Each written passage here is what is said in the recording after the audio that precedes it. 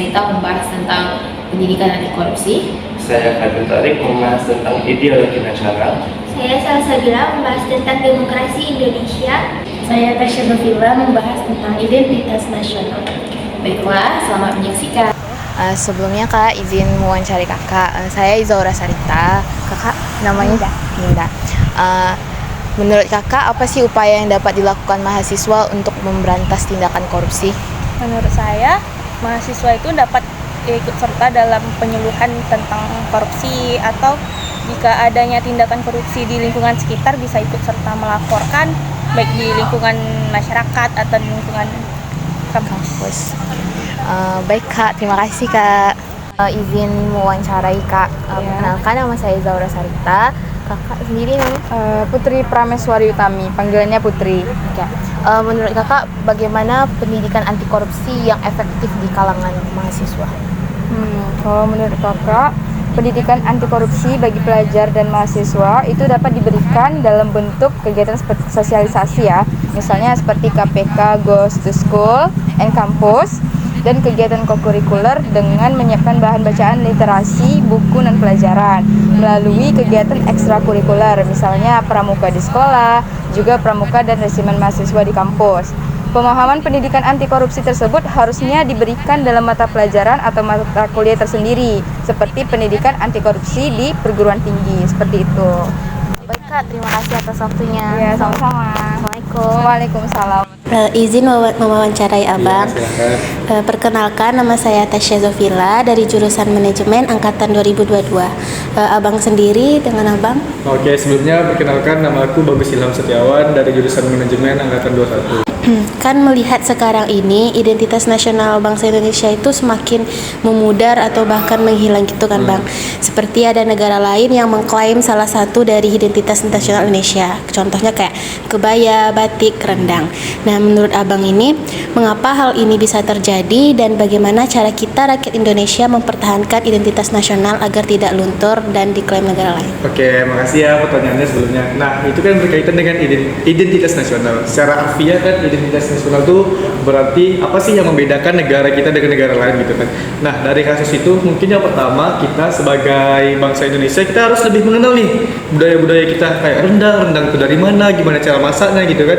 Kan ada pepatah yang mengatakan tak kenal maka tak sayang. Nah, jadi mungkin yang kenal rendang itu mungkin kebanyakan orang Sumatera sama orang Jawa gitu kan, kayak orang Kalimantan, orang Sulawesi mungkin jarang ya yang dengan namanya rendang dan yang lain sebagainya. Begitu juga dengan batik dan yang lain sebagainya. Nah, yang pertama itu mungkin kita harus mengetahui lebih dalam nih gimana sih identitas nasional itu membangun citra bangsa negara kita. Nah, dari kasus itu juga kita kan sekarang sebagai bangsa Indonesia itu harus lebih peduli lah sama identitas nasional kita. Identitas nasional kan banyak tuh kan, salah satunya ada lagu Indonesia Raya, lagu daerah, lambang Pancasila dan lain sebagainya. Kan sekarang zaman 5.0 kan banyak kayak mahasiswa terutama di Gen Z itu kayak nggak peduli lagi gitu sama identitas bangsa kita.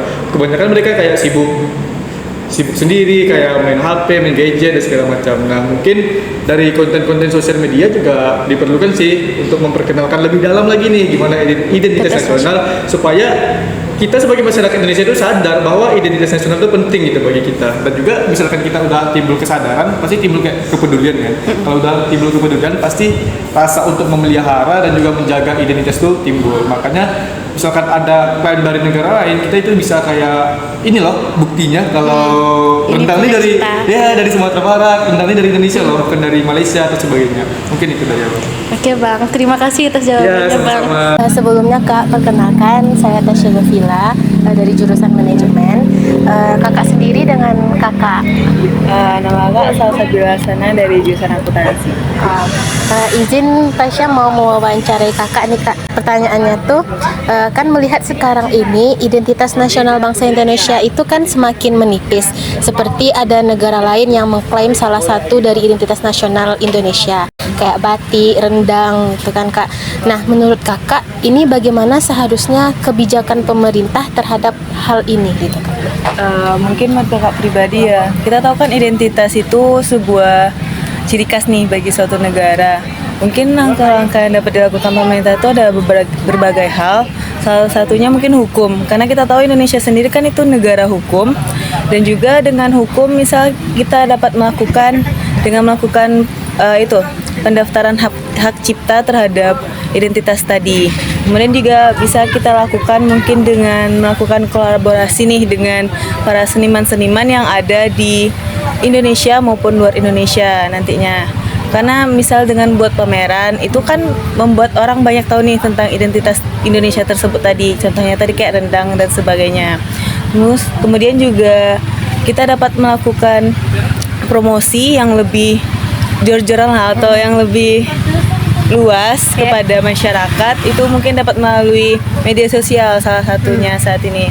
Mungkin dengan ketiga hal tersebut dapat dilakukan pemerintah dalam mengupayakan perlindungan atas identitas Indonesia nantinya.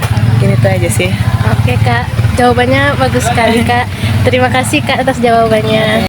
Perkenalkan, saya Torik dari kelompok 8 ingin bertanya kepada kakak, siapa namanya kak? Salsa. Jurusan? Akuntansi 2021 ya. Izin bertanya ya kak, menurut kakak apa maksud atau makna dari ideologi Pancasila kak? Makna Pancasila sebagai ideologi negara adalah nilai-nilai yang terkandung dalam Pancasila menjadi cita-cita normatif penyelenggaraan negara. Nilai-nilai yang telah disepakati bersama ini juga menjadi sarana menyatukan masyarakat dan dapat digunakan sebagai prosedur penyelesaian konflik. Oke kak, terima kasih banyak atas jawabannya kak. Bersama saya Muhammad Fadli Torik dan juga dengan kakak siapa namanya kak? Rianti. Rianti dari jurusan? Fakultas Ekonomi dan Bisnis jurusan Manajemen Angkatan 21. Oke. Mengapa ideologi Pancasila itu lebih baik dibandingkan ideologi-ideologi yang lainnya seperti sosialisme, liberalisme maupun komunisme kak? Karena ideologi ini sendiri itu berasal dari nilai-nilai budaya dan bangsa yang sesuai dengan jiwa bangsa Indonesia. Terima kasih kak atas jawabannya. Sekian dari saya, terima kasih. Izin bang, ingin wawancara. Sebelumnya nama bang siapa? Nama saya Bahru Hayat. Dari jurusan akuntansi. Baik, pertanyaannya, sebagai mahasiswa bagaimana abang berpartisipasi dalam demokrasi? Oke. Kalau dari pandangan abang sebagai mahasiswa, yang pertama itu tentunya abang dalam menjadi mahasiswa masuk ke dalam organisasi, baik itu dari jurusan maupun fakultas, agar nantinya di dalam ini abang bisa menyampaikan suara aspirasi dari masyarakat, apa ya keresahan dari masyarakat yang bisa kami lakukan secara kelompok ataupun organisasi yang bakalan kami sampaikan melalui demo pada DPRD ataupun pemerintah daerah. Baik bang, terima kasih atas waktunya.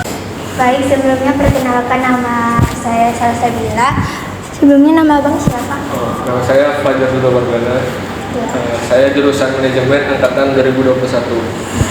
Izin wawancara ya bang. Pertanyaannya, bagaimana pendapat abang mengenai hubungan demokrasi dengan korupsi yang bermunculan sekarang ini?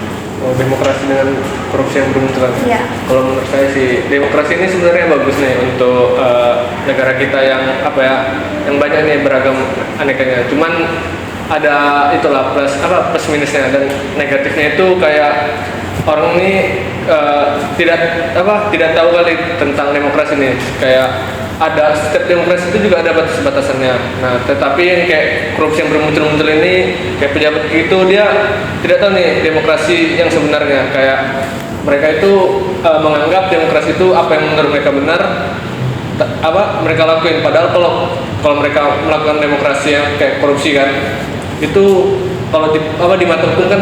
Baik, terima kasih atas waktu.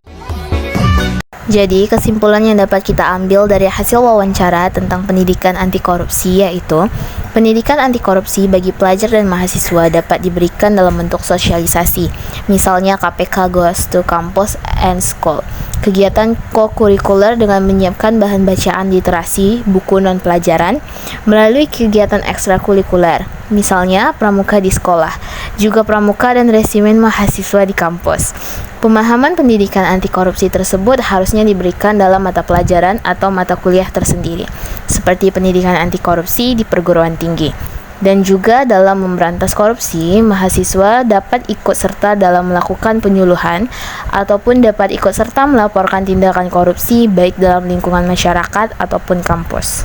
Kita sebagai rakyat Indonesia harus lebih mengenal lebih jauh budaya-budaya dan identitas-identitas nasional Indonesia, baik melalui sosialisasi dan sosial media melalui konten-konten online, agar bisa memberi bukti bahwa ini adalah identitas nasional Indonesia. Kebijakan pemerintah terhadap pengklaiman identitas nasional ialah salah satunya dengan hukum, dengan pendaftaran hak cipta dan berkolaborasi atau mengadakan pameran baik di dalam negeri dan di luar negeri. Pancasila sebagai ideologi negara merupakan cita-cita normatif penyelenggaraan bernegara, di mana nilai-nilai ini merupakan nilai-nilai leluhur yang sudah ada sejak zaman nenek moyang Indonesia ada sampai sekarang, sehingga dapat saya sampaikan bahwa Pancasila merupakan ideologi yang paling baik, yang paling cocok digunakan di Indonesia daripada 3 ideologi lainnya yang saya ketahui seperti sosialisme, liberalisme, dan komunisme. Terima kasih.